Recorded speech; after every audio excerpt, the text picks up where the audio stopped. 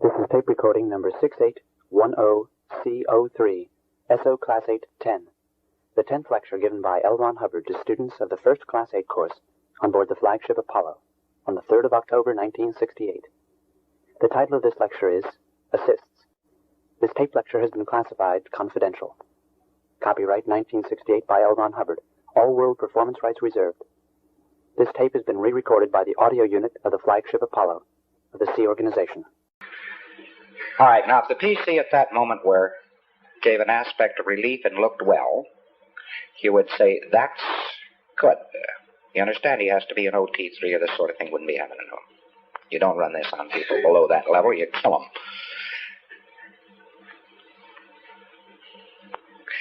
So, he says, yes, oh, that's great. Oh, my God, what really? Oh, good. And you say, all right, good, that's fine, thank you very much. And let him take it up himself. Now, he's going to go on the basis that they all blew, and I got news for you on a cluster. They don't always all blow. There are 15 of them left. It looks so spectacular to see such a mass and disintegrate and so many of them leave.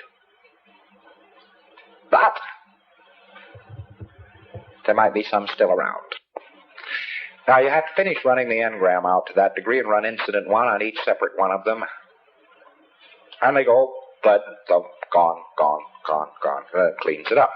Because the funny part of it is, let us say, he had a terrible throat. Oh, couldn't talk, see?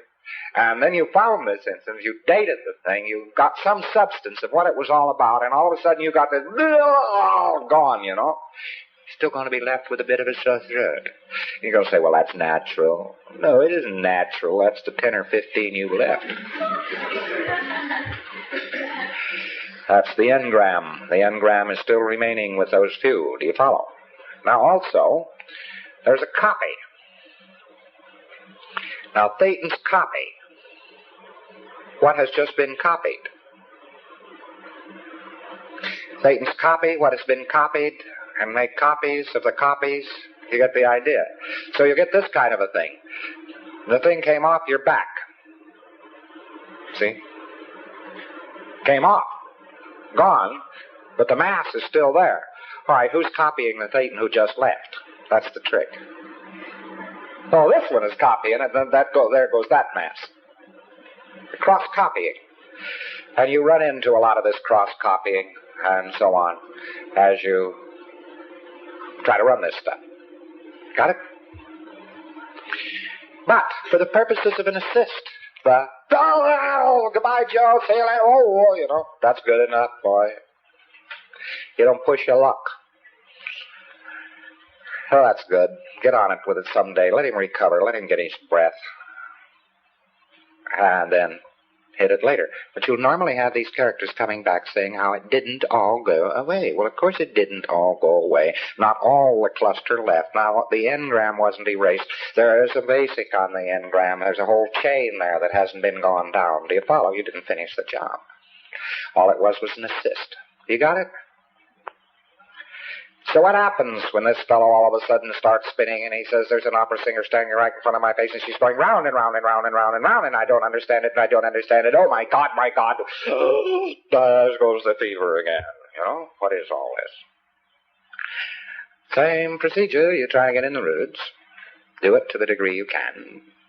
Make a little assessment of what this thing might be. Then you date it. Because it's going to be some sort of an incident. And when you date it, if it comes up with the key dates of incident 2, which is, of course, 74 million plus. It's almost 75 million, almost in PT, peculiar to this planet.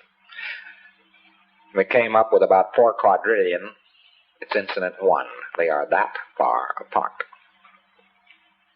That's peculiar to all the Thetans of the universe. They all got that. So, of course, it makes them tend to cluster. That's why they blow up and go apart and everything works out when you hit incident, so-called incident 1. All right? But it comes under the heading of an assist. And you cool it off to a point of where you can leave it and he can bear it, and that is it. And then he lives to be audited another day. You got it? Those are all assists. Now, it isn't a proper session because you didn't fly the routes for a major action. You didn't fly the routes for contact assist. You didn't fly the routes for a touch assist. You didn't fly the routes for this assessment. You can, by the way, make an assessment after the assessment. You can make an assessment for what it is, and then you can make a little assessment and write down asking the PC questions. Well, what's the content of it? I don't know. Well, just tell me something. Is it an accident? Is it a shock of some sort? Is it and then he's liable to volunteer one or two items, and you sort of put that. It's not a one-item list. It'll work out sort of like that, because it is usually just one thing. But you're not trying to list and null this thing. You're just asking the question. You're writing it down to compare the reads. Do you follow? And if he runs out of it, you can furnish a couple yourself, because he's not. So it violates like hell putting an item on the PC's list. Right? So it isn't really a listing and nulling action. Do you understand? It's just trying to find some information. So it is an assist. It isn't really a proper session, but you must in all cases carry on an assist with the discipline of the auditor. Don't force the PC, be persuasive, be gentle, keep your TRs in. Do the actions which you can do within the limits of the session. Do you understand that? You're going to run into this character who starts going round and round and round, and they say the helicopter is going to crash, it's going to crash, and you're looking for a helicopter accident. What the hell, it's R6, boy, and nothing else. I don't know, I think for about a day or two it takes this helicopter to crash in R6.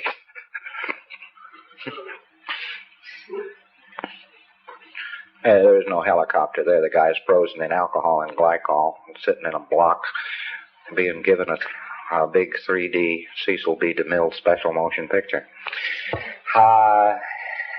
Now, the constituency of these, you should understand. Incident 1 is simply incident 1. A person can have himself more than incident 1, more than one incident 1. A person himself can have administered some incident 1s.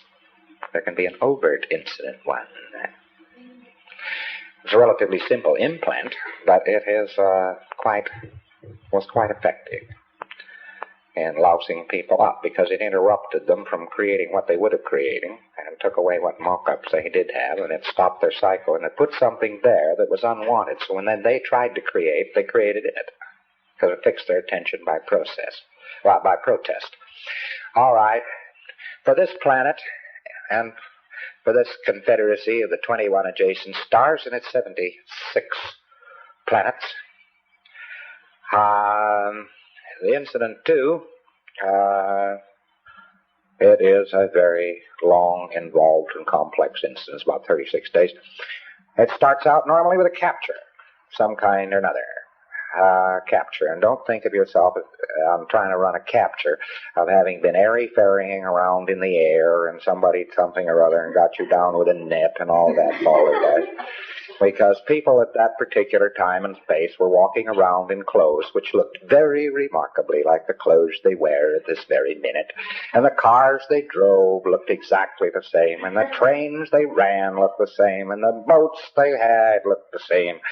Circa 1950, 1960, this civilization has simply copied R6 100% because they were told to. And they walked down streets that looked like these streets and lived in houses that looked like these houses and so on. That's what the hell. And there was quite a bit of huffle-luffle and then upset and so on before R6 took place. What it was the loyal officers were the body, the elected body. They called them the loyal officers. They were there to protect the populations and so forth. And they had elected a fellow by the name of Xenu, could be spelled Xemu, to the supreme ruler. And they were about to unelect him. And he took the last moments he had in office to really goof the floof. Yes, I don't blame you for dropping something. And he took these last moments to really upset it. He, of course, had several key birds who were close to him. He was a suppressive, banned all suppressives. He got these administrators and so on and heads of planets in various positions and places. He picked out all the cowboys in the white hat, and he got rid of them first, fast, and then troops, not knowing what the hell they were doing, but fed all kinds of false orders, were fed in against the population to pick them up, one after the other. Rat-a-tat-tat-tat-tat-tat-tat. One of the mechanisms they used was to tell them to come in for an income tax investigation.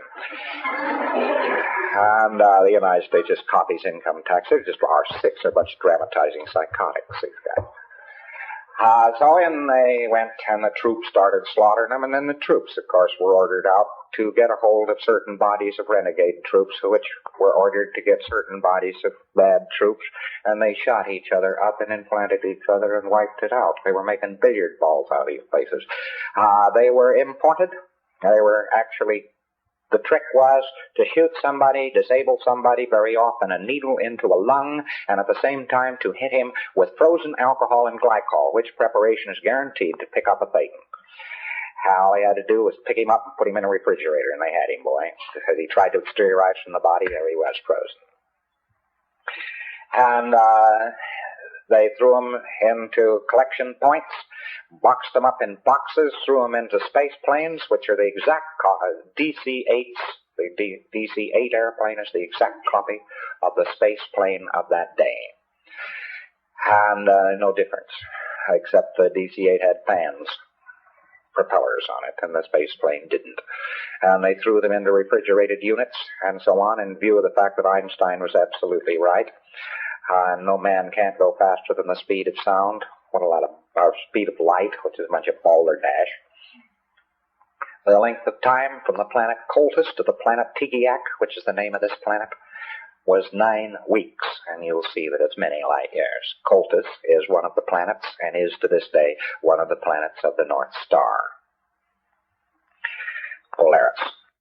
And people were ferried in here by the billions and the billions and the billions, and they were ferried in here with boxes, and they were put in boxes and stacked around, and the people who were on this planet already just caught it in the teeth. They weren't bothered. Nobody bothered to pick them up. They just shot their administrators from guns and shot their control points out, and they took these people in boxes and so forth, and they dumped them, and then they set off hydrogen bombs on the top of each primary volcano there is on this particular planet, and when they blew up, it blew the Thetans into the air, and after the bomb, an electronic ribbon, which also was a type of standing wave, was erected over the area. The tremendous winds of the planet blew every Thetan there was straight into those particular vacuum zones which had been created. These were brought down, packed up, and put in front of projection machines, which with sound and color pictures first gave them the implant which you know as clearing course, and then a whole track implanted which you know as OT2. After this, however, about the remainder of the 36 days, which is the bulk of them, is taken up with a 3D supercolossal motion picture, which has to do with God, the devil, space opera, etc. They go 5 pictures to 5 words, and we have the full record of what it is. And it goes on for about 36 days, and then these poor bastards were let wander out. They were then boxed up again, and the boxes were mixed, so that there were 2 assembly areas. One was Las Palmas, and the other was Hawaii. And in these 2 assembly areas, they took samples from each volcano area and put it in little boxes. They had an assembly line, and at Las Palmas, it runs down the main street of Las Palmas. We've had more damned accidents on that main street than you can shake a stick at. One of our captains was feeling rather queasy until I told her, well, the old assembly line of R6 is just 25 feet from you as you lie here on the slipway. That blew the charge. The entirety of Roman Catholicism the devil, all of this sort of thing, that is all part of R6. Practically anything you think of. All modern theaters, in actual fact, are built with the exact symbols shown for them in R6. They even have the symbol on the boxes on the side of the theater. They preserve those to this day. It's so indelible. They're not quite right, but they still know that there's supposed to be a design on those boxes at the side of the audience to the left and right, and so on. There's supposed to be a certain gold gilt design over there, and they still put it there. And in the thing, there are about 4 or 5 assignments of who did it. There are about 4 or 5 different things that might have done it. It's blamed on one of these things this time and another thing that time, and so on, so as to get people very confused as to what was the true cause of the entire thing. After they were packaged up, they were blown off into space and let them go to hell. These planets averaged 178 billion human beings per planet. 178 billion. There were 250 billion on this planet. The name of this planet was Tigiak, and this is known as the bomb place, and this is the evil place. This is the place where they all got smashed. You wonder today where you see large areas of where the alleged volcanic action has been. Those are R6 explosions, the remains of them. If you go down through many layers of civilizations archaeologically, you come to green glass. Now, to get rid of the whole damn thing, it is only necessary to run Incident 1, really, in most cases, which runs out the whole track because the fellow realizes he's mucking it up, and he knocks it off, and that is that. But Incident 2 has a volcanic explosion which follows the actual explosion as its picture, and it's very tricked up, so that you actually, a bunch of Thetans, and they get bombed. That is one. That is one of the... It's wild. That is one of the explosions that is shown, and there are several explosions shown in sequence. So actually what happened was there's the real explosion, which is the guy's boxed up in a box, or he is walking around, or some of the loyal officers that were caught here and so on were chained on the top of buildings and so on, so when the bomb hit, why, they would be flicked off into the fantastic hundreds of mile an hour, thousands of mile an hour winds of a gross, complete atomic explosion all over the planet. And they were whirled in these terrific winds and so on. Everybody on the planet was killed. And about 3 days afterwards is actually when the implanter started operating. They had it all rigged to operate. And then, to make a long story short, you can easily get into one of the false explosions. There's the fairy queen, the fairy palace. So it's supposed to be a fairy palace, and dive down to save somebody because there's been an explosion. So that's all phony. So there's false start after false start after false start to the incident. What it is really designed to do is to make the individual cease and desist from creation and to knock out overpopulation. This is one of the big ideas they have, that if they just did all this, then they get rid of all overpopulation. The target of it is the second dynamic. So it is full of second dynamic suppressions. For instance, you find people who are totally obsessed with sex with children. Well, that is taught in R6. They were nice guys. Anyway, to make a long story short, there's even a motion picture studio in it. They even give the writers and so forth of the thing. They had several tricks that they used. They can make a full figure appear in the room, which looks totally solid and totally 3D to the person. They're just tricks. Just nothing. We know so much more about the mind than the R6er that there's no comparison. Now, the net result of all of this was to make a 75 million year vacuum as far as this part of the universe is concerned. You wonder why don't, if there's saucers around, why don't they land on this planet? This planet traditionally, over the various zones and areas, has an evil reputation. Mutineers and deserters and that sort of thing are often dumped on this planet. They often come here in refuge because they know nobody's going to come after them. This planet's the planet of the evil repute, and this sector of the universe has a very evil repute. Now, all the data which you have, that was 74 plus billion years ago, almost 75, and this catastrophe overcame this confederation, and it has made a very unsavory part of the universe, to say the least. Relatively, almost modern times, 20 million years ago or something like that, somebody started up a body line on the planet. It's gradually worked through various areas of barbarism, and once more, R6 tailor-made it to be nothing but a caveman civilization.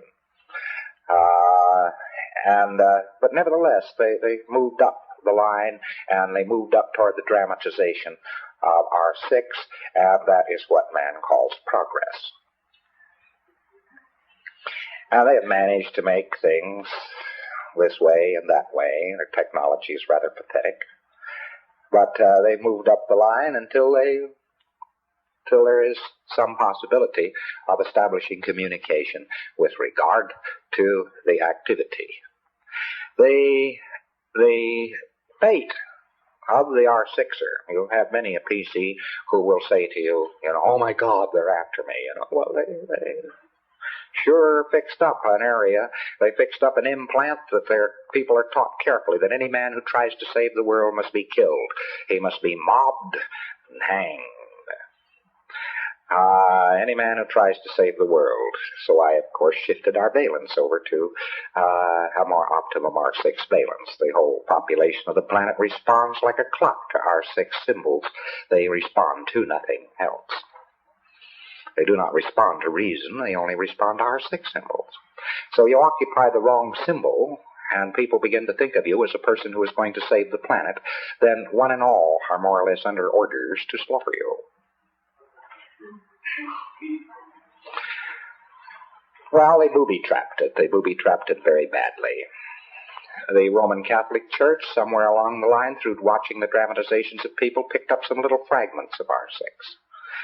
And they make it look like it's continued forward into present time. But the truth of the matter is that the loyal officers were not all killed. Xenu missed.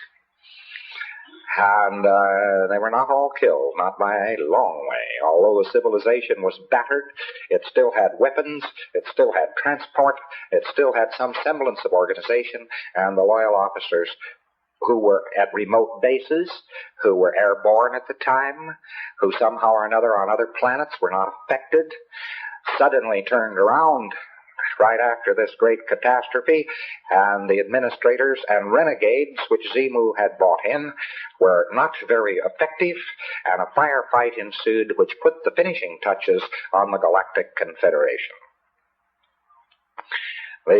The towns that were left and so on were just battered into ruins, where you had the renegades that had been hired and so on, and the administrators that had been loyal to Xenu were still trying to hold out.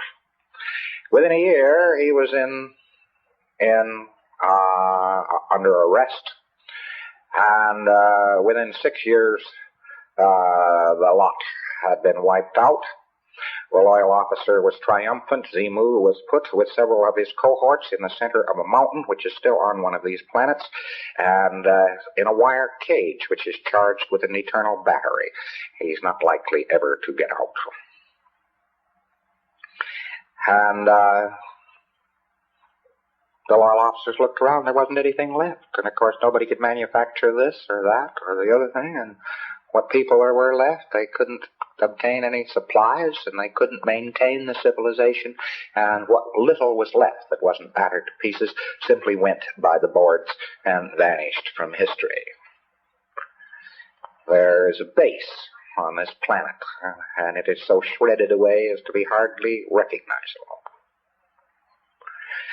Wherever, then, anybody tries to do anything about this, he's apt to get a flashback. So you mustn't go around talking about being the people who are going to save the planet. You are the people the planet obeys. You are the people who own the planet. You are not the people who are going to save the planet. and thereby you will save it. Now, I could give you much of the symbolism and so on which goes along with this, but you find it recorded. This, of course, man responds to,